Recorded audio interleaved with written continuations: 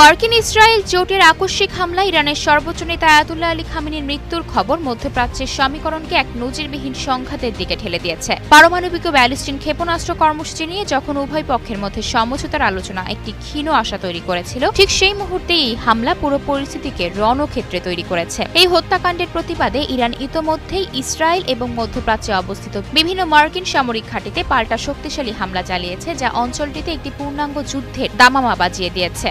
এমন চরম উত্তেজনাকর পরিস্থিতিতে বিশ্ব রাজনীতির প্রধান কৌতূহল এখন তেহরানের দুই পরম মিত্র চীন ও রাশিয়ার ভূমিকা নিয়ে। প্রশ্ন উঠছে, মার্কিন জোটের এই তীব্র আক্রমণের মুখে ইরানকে রক্ষা করতে বেইজিং বা মস্কো কি সরাসরি রণক্ষেত্রে এগিয়ে আসবে?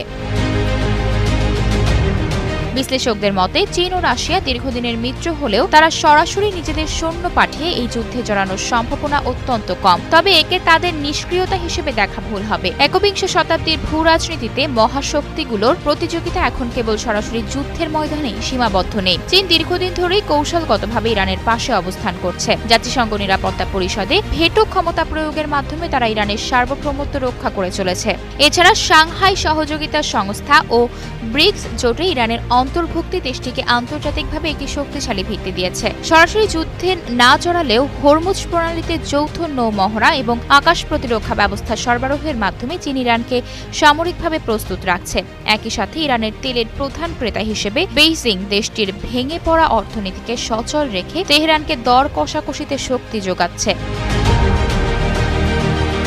অন্যদিকে রাশিয়ার অবস্থানও পশ্চিমা আধিপত্যের বিরুদ্ধে একটি কঠোর প্রতিরোধের দেয়াল হিসেবে কাজ করছে। ক্রেমলিন ইতোমধ্যেই যুক্তরাষ্ট্র ও ইসরায়েলের এই আক্রমণকে হঠকারী ও দায়িত্বজ্ঞানহীন পদক্ষেপ হিসেবে অভিহিত করেছে। রুশ পররাষ্ট্র মন্ত্রণালয় এক বিবৃতিতে জানিয়েছে, এই সামরিক আগ্রাসন পুরো অঞ্চলকে চরম অস্থিরতার দিকে ঠেলে দিবে এবং আন্তর্জাতিক সম্প্রদায়ের উচিত এই কর্মকাণ্ডের নিরপেক্ষ মূল্যায়ন করা। সব মিলিয়ে এটি স্পষ্ট যে পরমাণু শক্তিধর কোনো দেশই হয়তো সরাসরি ইরানের হয়ে যুদ্ধে নামবে না, তবে তারা কূটনৈতিক সমর্থন ও বাণিজ্যিক ধারাবাহিকতা বজায় রেখে পর্দার আড়ালে থেকে তেহরানের প্রধান খুঁটি হিসেবে কাজ করবে।